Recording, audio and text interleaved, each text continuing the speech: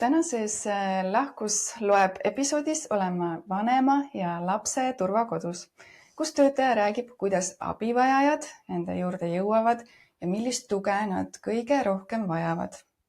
Samuti arutame, kuidas Lions Klubi toetus on turvakodu tööd mõjutanud ning kuidas igaüks saab abivajajaid aidata.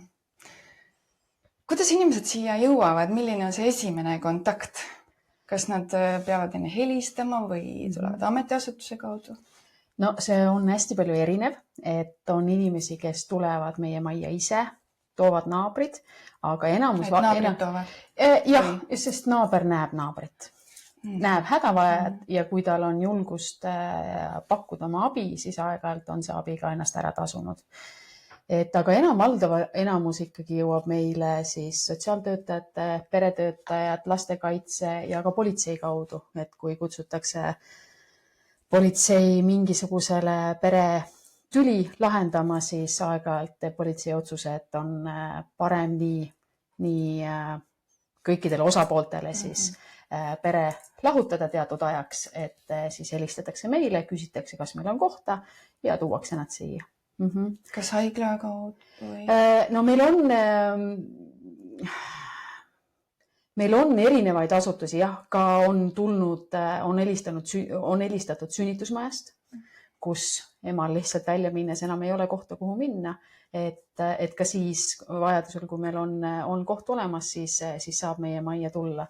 Et meie maja aadress on teatavatel põhjustel on salajane, aga telefoninumber on meil avalik, et selle kaudu saab meiega alati ühendust ja see on täiesti internetist leitav ja siit edasi, kui on juba soov meie majja tulla, siis me jagame juba aadressi.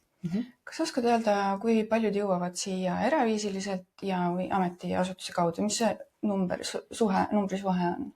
No otse statistikat ma ei oska öelda, aga ma pakun, et valdav enamus on ikkagi läbi asutuste. Et see, et inimene ise helistab, on ka neid, kes ise helistavad, et mu kodune olukord, situatsioon ei ole okei, ei ole minule või minu lastele turvaline, et ma otsin võimalusi, kuidas teil asjad käivad, mis need tingimused, mis need situatsioonid on, aga seda on ikkagi väga-väga harva, kahjuks. Ja võiks rohkem? Võiks rohkem. Inimesed võiksid iseenda eest seista. Ja milline on see kõige suurem emotsioon, millega siia jõutakse siis? No kõigepealt on ikkagi segadus. Segadus, paanika, hirm. Et see, et meie maja on nüüd juba 2 aastat vanema ja lapse turvakodu, mitte enam ainult ema ja lapse turvakodu, et meile jõuavad meie majja jõuavad ka isad vajadusel. Küll neid on vähem, aga neid on. See, et ühel vanemal teha otsus, et ma võtan oma lapsed ja ma tulen oma kodust ära, see on väga keeruline.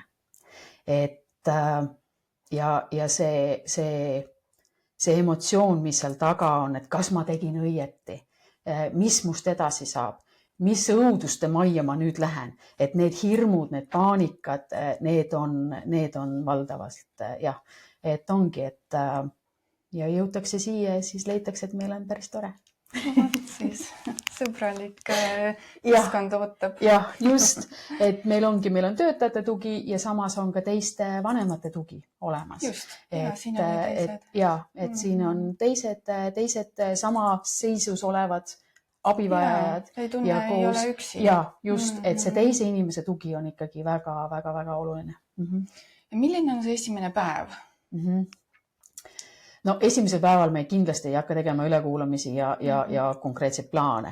Et oleneb muidugi, mis situatsioonist inimene tuleb, mis on ta lävepakk.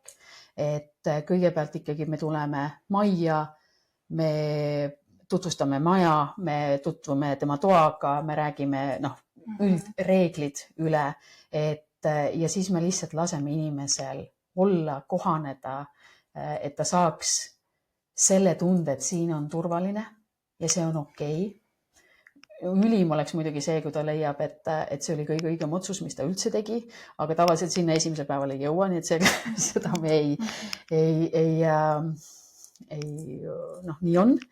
Aga ja siis ongi, et kui ta on leidnud, et siin on okei ja on ka võimeline meiega vestlema, väga paljud ei ole üldse võimelised mingisugust kontakti looma.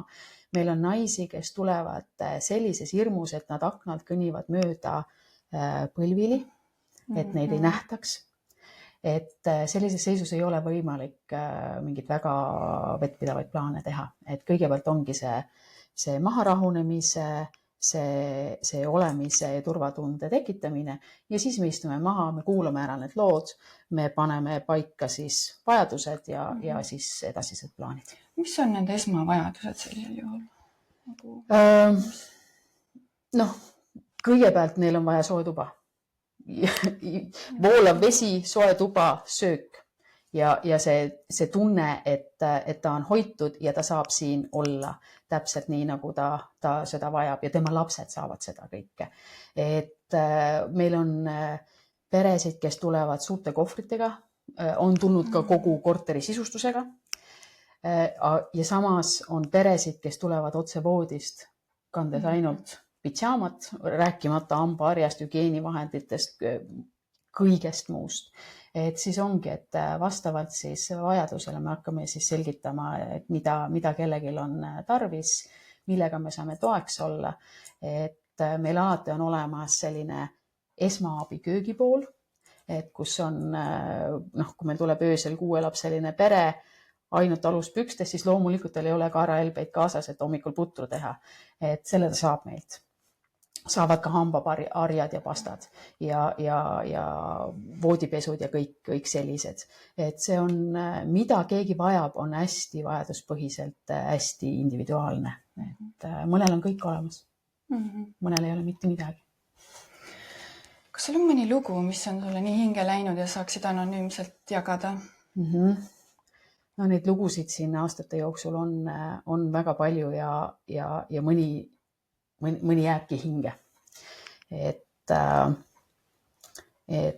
meie majja jõuavad tavaliselt, või mitte tavaliselt, vaid valdavas enamuses ikkagi perevägivalla ohvrid.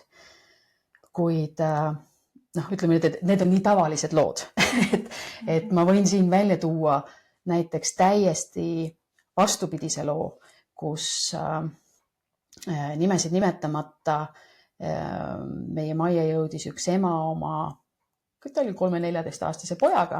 Ema oli ilmselgelt alkoholiprobleemiga.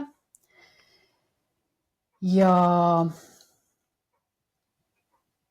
ühel hetkel siis ikkagi otsustati, et selle lapsel ei ole turvaline olla oma emaga koos ka meie majas, sellepärast et see hool, mida üks laps vajab, ta seda ei saanud ja tehti otsus, et selle lapsele on kõige parem minna ikkagi edasi laste turvakodusse. Ja pandi paika kuupäev ja sellele eelneval õhtul või päeval olin mina siin majas tööl. Ja ma mäletan seda, kuidas see ema läks hommikul oma asju ajama ja kuidas see poeg istus siin samas akna all ja ootas terve päeva oma ema. Ta ei söönud, ta ei teinud mitte midagi. Iga kord, kui sa läksid sinna juurde, siis ta ütleb, et ema kohe tuleb. Ema kohe tuleb. Ma hakkan nutma. Aga see ema ei tulnud. Ja see ema ei tulnud lõpuni, et keskööpaiku tuli see poeg, siis ma kuulsin, et köögis askeldatakse, et ta tegi friikartulit. Ta on eluaeg harjunud, õppinud iseendast hoolt kandma, ta sai oma söögi tegemisel kõik hakkama. Ja siis tuli suure taldrikutäie friikartulitega, et ma tegin liiga palju, et kas sa tuled ja sööd. Ilmselgelt ei olnud seal friikartuli koguses teema, vaid see, et ta tahtis, et keegi temaga istub. Ja siis me sõime neid friikartuleid siin öösel ja ootasime ema. Ja jutu sees muidugi selgus, et tema hästi suur hirm oli see, et kui ema tuleb öösel ja purjakil, et siis ma ei lase teda sisse majja, sest meil on ka omad reeglid. Ja see, kui ma lubasin, et mis iganes situatsioonis, mis iganes kellaajal see ema tuleb, et ma luban ta tuppa. Et see oli siis tingimus, millega see poiss oli nõus siis magama minema. Ja hommikul ma läksin, ajasin ta üles, et hakkame need pakkima. et siin ei ole, et siin majas ei ole ainult inimesed, kes vägivaldsest perest, vaid on ka väga selliseid teistsuguseid situatsioone või teine lugu helistas öösel politsei, et kas meil on ruumi, et nendel on üks 98-aastane memmu, kelle poeg, siis väga täiskasvanud poeg, on diagnoosiga ja alkoholipruulides siis, kellel sõidab katus ära ja peksab oma ema vaese omaks juba viimased 10 aastat. Ja sel korral ka ja siis otsustati, et see ema võiks natukese aega olla eemal. Ja toodi see memmu meile siia ja kui ma tegin selle ukse lahti, siis see pisikene, ta oli nii pisikene, oma kodukitlis, üleni sinine, õmblused, verised, plaastrid, ta õlg on siin kuskil selja taga, seda ei panda ammu enam paika, teda lihtsalt nii palju trepist alla visatud. Ja tema küsimus siia ukses sisse astudes ei olnud mitte see, et kus mu tuba on või mis ma tegema pean. Ta küsimus oli see, et kas sa saaksid helistada arestimajja, kus mu poeg viidi, et mu pojal oleks süüa antud. Sest ta läheb kõht tühjaks. Et kus kohas läheb see andestuse piir, kus kohas läheb see enda kehtestuse piir ja laste ja emade suhte piir. Et siin me oleme näinud päris erinevaid lugusid. Ja. Aitäh, Just. Aga mõned lood lõpevad ka väga hästi.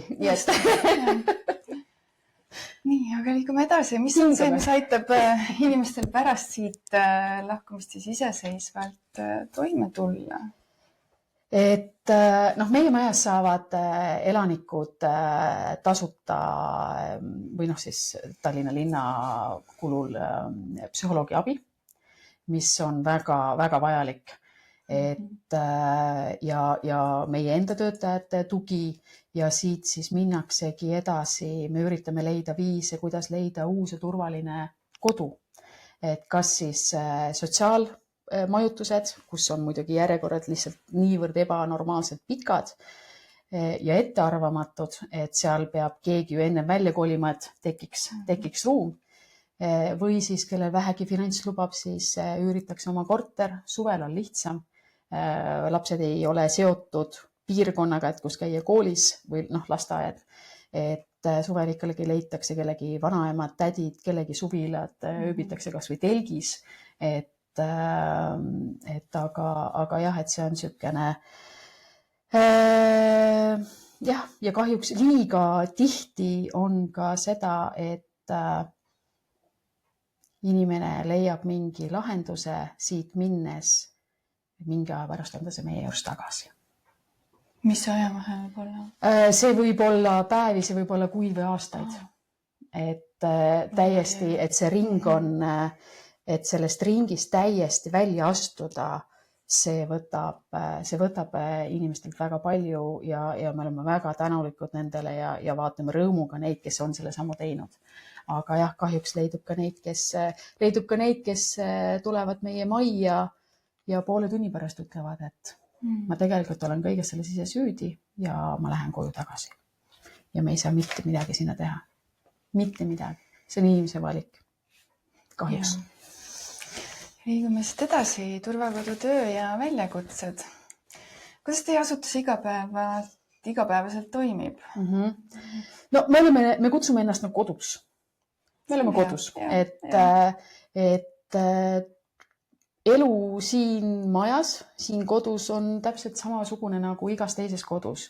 Emad teevad ise või siis ka isad, ühesõnaga vanemad, teevad ise omale süüa, oma perele süüa, nad pesevad ise oma nõud, nad ostavad ise oma söögid külmkappi, nad pesevad oma pesud, nad viivad oma lapsi kooli, lasteaeda, kuhu iganes on tarvis. Nad koristavad oma tuba, et see on selline igapäevane tegevus jätkuks nagu kodus, lihtsalt turvalise katuse all. Milliste raskustega nad siin kokku puutuvad? eks see kõige suurem on see hirm tuleviku pärast. Et sellest see närib igat siin viibijat, et kuidas hakkama saada ja kuidas te seda maandate või? Noh, me räägime, oleme toeks, oleme olemas, et noh, see turvakodu siin ja noh, igal pool mujal, kus on turvakodud, et siin saab olla täpselt nii kaua kui vajalik, kuid nii vähe kui võimalik, sest see on see järgmine platvorm lihtsalt, kus saab edasi minna ja see teadmatus, millal saab edasi minna ja kuhu saab edasi minna ja mis edasi saab. Et see on väga keeruline ja üks väga keerulisi asju siin viibivatele inimestele on enese ülalpidamine finantsiliselt. Et on väga palju neid, kes tulevad või jõuavad meile, ta ei ole kunagi tööl käinud. Ta on olnud ülalpeetav. Ja nüüd on ta oma lapse või lastega ise. Heas usus ülalpeetav. Just, heas usus ülalpeetav. Ja selles ei ole mitte midagi halba, eks. Aga et siia tulles, see on ka võib-olla kõige suurem hirm, miks inimesed ei jõua meie majja või kannatavad kodudes. Et see ise hakkama saamine. Ja siinkohal ongi see, et sellel vanemal on vaja tööd kohe, homme. Et meil ei ole hotell. Noh, me ei tee talle süüa, me ei peseda pesu, vaid ta peab ise hakkama saama. Siin on muidugi elementaarsed asjad olemas. Ta ei pea siin ostma WC-paberit või nõudepesuvahendit. Need on siin olemas. Aga siit edasi peab ta saama ise hakkama. Et tööturule minna üldse esmakordselt ja eriti väikeste laste kõrvalt, see on väga keeruline. Et siis me üritame siit anda endast parimad, et need töökohad leida, töötukassad, kõik võimalikud võimalused neile ette käia. Tihedalt kommunikeerite? Ja, et meil mingisugune võrgustik on ikkagi olemas, et kuhu poole me pöördume ja üldse välja selgitada, mida ta üldse teha tahaks. Et mõni saabki hakkama oma laste toetustest ja saabki hakkama, kuid ühel hetkel saavad ka need otsa. Ja siis on aamen. Et nii see kahjuks on. Millised vahendeid või tingimusi teie vajaksite oma töös siin majas? Meie vajaksime. Sa mõtled töötajaid? Jah. Ohoho. Mis toetaks teie tööd? Selles mõttes elementaarsed asjad on ju meil majas olemas. Me saame pakkuda oma abivajajatele voodi, soe vesi. Kõik tuleb ju, kõik on olemas. Kogemused, psühholoog. Ja me pakume kõike seda, me pakume niikuinii, et see on osa meie tööst. Aga on veel midagi, mis sinu tööd toetaks? Et ma arvan, et asi, mille nimel me kõik saaksime tööd teha ja või oma nagu panuse anda, on, et on ehk suurem vaimne toetus turvakodude reputatsiooni tõstmisel ühiskonnas. Et kui sa kuuled, et keegi ütleb, et ma lähen või ma olin või ma peaks minema turvakodusse, siis tõmmatakse, oot, see on küll viimane koht. Ei ole viimane koht. Meil peaks olema esimene koht, kuhu tulla. Et me teeme oma tööd südamega, meil on väga tore maja, meil on väga toredad töötajad ja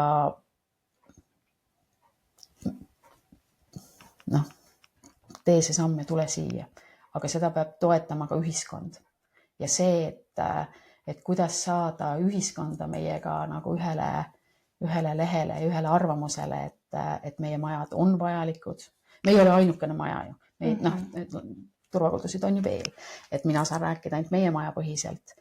Selle peale ei tulegi, et reputatsioonis võib asi olla. Et väga paljud ei julgegi tulla. Meil on väga ilusad toad, meil on väga soojad toad, meil on väga tore meeskond ja andke meile nüüd natukene hingamiseks ruumi, et me teeme tegelikult õiget asja, et just seesama, et Lionid meid toetavad, et see on pigem väga suur moraalne tugi meile, et keegi näeb, keegi märkab, keegi peab meie tööd ka vajalikuks. Ja see annab meile ka indu veel rohkem ja veel rohkem teha ja anda. Et ja loomulikult, ega meil on ka oma toetus, meil on meie tööd toetavad ka psühholoogid, supervisioonid, asjad, mida meie saame oma iseendale nagu lubada siin, et see on ka väga vajalik. Ja. Kolmanda suure teema juurde, nimelt suured heategijad, laienid. Milline oli sinu esimene kontakt nendega? No minu suureks ingliks on Tiina Raudsaar. Et ma tean Tiinat, tšau, et ma tean Tiinat juba ligi 20 aastat erinevatest eludest ja tema energia, tema supervõime lihtsalt minna läbi kõigest ja teha kõik asjad võimalikuks. See on imetlusväärne täiega. Ja siin samas majas me istusime ükskord maha ja lihtsalt hakkasime selle maja olemust, selle tööd, selle muresid, selle miinuseid ja plusse lihtsalt rääkima ja lõpuks me jõudsimegi väga konkreetsete sammudeni, millega siis Lionid said meile appi tulla. Ja, et kuidas te jõudsite selleni, mida me saame pakkuda ja mida teil vaja? No minu eelmise aasta iseendale seatud väljakutse oli aasta lõpuks viia siin kuidagi ellu 2 asja. Need olid meie enda töötajate ja ka turvakodus viibijate turvalisus ehk väliskaamerad maja ümber, sest meie kõige suuremaks mureks on ikkagi vägivaldsetest peredest tulnud emadele siis nende vägivaldsed partnerid, kes jäävad maha ja kes siis käivad jälitamas, tegemas. Me oleme salastatud aadressiga, aga kui see isa käib ikkagi lasteaias, ema käib lastel järgi ja isa neid jälitab, nad leiavad, kes tahab, see leiab selle koha ülesse. See on tõde. Me ei saa nagu päris maja taha nagu ära peita ennast. Ja kas jälitatakse kuidagi teistmoodi ka? Sõidetakse bussides. Meil on olnud juhtumeid, kus ema helistab, et ma ei julge bussipeatuses maha tulla, sest mees on tagaistmel. Mis tähendab seda, et ma panengi maja lukku, ma jooksengi bussipeatusesse ja ma võtan seal bussipeatuses selle ema vastu. Tavaolukorras on see, et vägivaldne partner, ta teab, et ta on allutanud oma partneri, kuid tal puudub, mind ta ei alluta, ta teab seda. Ja mind nähes, siis ta vaikselt hiilib ära, eks. Aga meil visatakse akneid sisse kividega. Enne kaameraid, just. Enne kaameraid visati akneid sisse, hiiliti ümber maja, üritati akendest sisse tulla, ähvardati maja põlema panna, kõik võimalikud versioonid. Ja turvakaamerate olemasolu pluss või vajadus oligi esmalt tegelikult töötaja turvalisus, sest meil töötavad kõik naised. Meil ei ole ühtegi meestöötajat. Ja see, kui ema tuleb, ütleb, et mul on tunne, et minu mees on siin kuskil, see tähendas seda, et töötaja võttis jalad selga ja kõndis ööotsa ümber maja. Hiilides läbi kõik põõsad ja vaadates, kus keegi on. Ilmselgelt see ei ole turvaline. Ja ka täna ma saan seda teha istudes arvuti taga ja vaadates vajadusel maja ümber ja helistada vastavatesse asutustesse abi saamiseks nagu turvaliselt. Ja see on nii suur pluss, see on nii suur hingerahu, et kui ma viskan siin õhtuti pikali, siis vanasti ma magasin kogu aeg, paanikanupp oli mul kõrval. Sest ma ei teadnud kunagi, mis hetkel midagi juhtub. Üks päev ma avasin, et ma ei ole tükk aega seda nuppu sealt enda voodi kõrvale võtnud. Et see teadmine, et ma astun 2 sammu ja ma näen, mis toimub. Ja siis ma võin seda nuppu vajutada. Et see toob meile kõigile parema tunnet. Nii suur mõju. Ja. Kuidas veel toetati? Või? Minu teine suur unistus. Elustamisaparaat. et elu siin aastate jooksul on näidanud, et meil on olnud oleks olnud elustamisaparaati tarvis. Et me oleme pidanud siin andma esmaabi ja ka elustama inimesi. Me kunagi ei tea, kuidas me reageerime teatud situatsioonis, kui seda abi on vaja anda. Ja elustamisaparaadi olemasolu meie majas annab juba mulle selle kindluse, et mul on üks võimalus veel. Kui ma ise lähen paanikasse, ei oska midagi teha, ma tean, et mul on see aparaat, mis ütleb mulle, mis ma pean tegema ja ütleb seda õieti. Ja see on järgmine rahu mulle, et mul on üks lisa vidin, sõna otseses mõttes olemas, mis võib päästa elusid ja me kõik oleme päästmist väärt. Need on reaalsed elud, millest me räägime ja see on nii vajalik. Ma loodan, et me ei pea seda mitte kunagi kasutama, mitte kunagi, aga see teadmine, et ta on olemas, on... Ma hakkan jälle nutma. Hingerahu missugune. Jah, nii on. Aga kuidas toimis koostöö läänitega? No Tiina võttis kohe ju otsast kinni ja hakkas.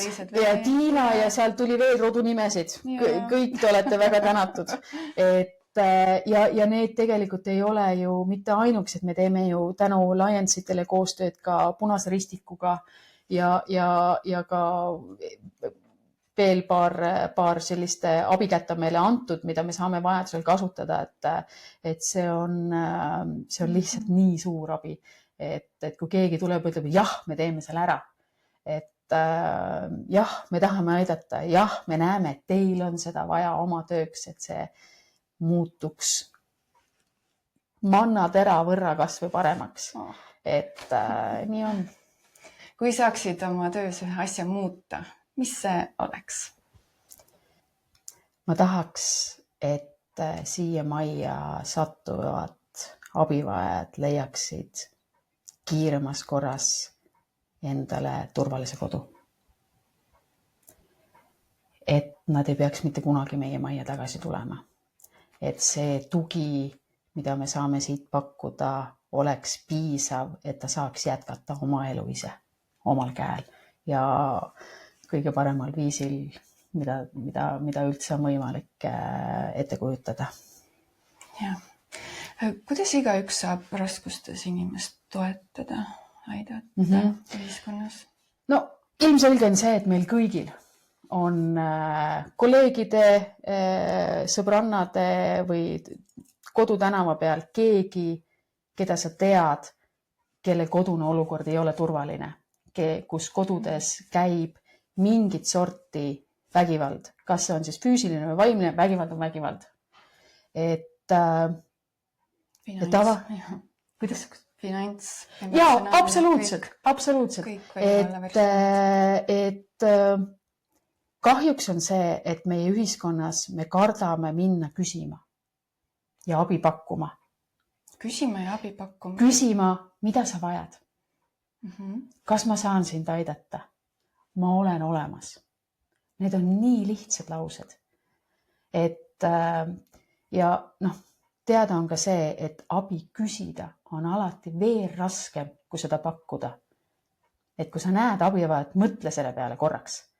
Et mina saan talle seda pakkuda. Sest vastutab alati see, kes on teadlikum. Mine küsi. Mis ta sulle öelda või ei, mul ei ole abi vaja. Fine, sul ei ole abi vaja, aga ma olen pakkunud. Järgmine kord äkki teab, et kuule, see pakkus, ma võin äkki minna ka küsima. Tee see uks lahti. Ma tundsin, et jääb midagi õhtu, kui kripeldama. Just. Mine küsi uuesti. Mida sa täna vajad? See võib olla kõige väiksem asi. Aga see, et sa lähed ja ütled, et sa oled olemas. Et seda on meie ühiskonnas kahjuks liiga vähe. Märkamist ja abi pakkumist. Seda abi küsida on alati raske. See on ka huvitav. Ja meie saame seda abi pakkuda kõigile. Kas abi vastu võetakse, mis kujul see vastu võetakse, see jääb juba tema vastutada. Aga meie oleme selle pakkunud, me oleme selle ukse lahti teinud ja sealt võib tulla midagi nii imelist. et ongi kõik hästi. Jah. Kas sa soovid veel lõpetuseks midagi lisada kuulajatele, vaatajatele öelda? Meie maja kuulub Tallinna Laste Turvakeskuse alla, mille motoks on lapse mure ei oota, laps vajab abi kohe. Ma tahaks seda mõtet laiendada ka mitte ainult lastele, vaid vanematele. Kui sa oled hädas, siis sa vajad abi kohe. See, et me arutame, mõtleme, äkki järgmisel nädalal pakume sulle abi, siis see ei päde. Me vajame abi kohe. Kõik. Aitäh südamliku vestluse eest ja jagamast ja tänud kuulamast, vaatamast ja järgmise episoodini. Aitäh teile!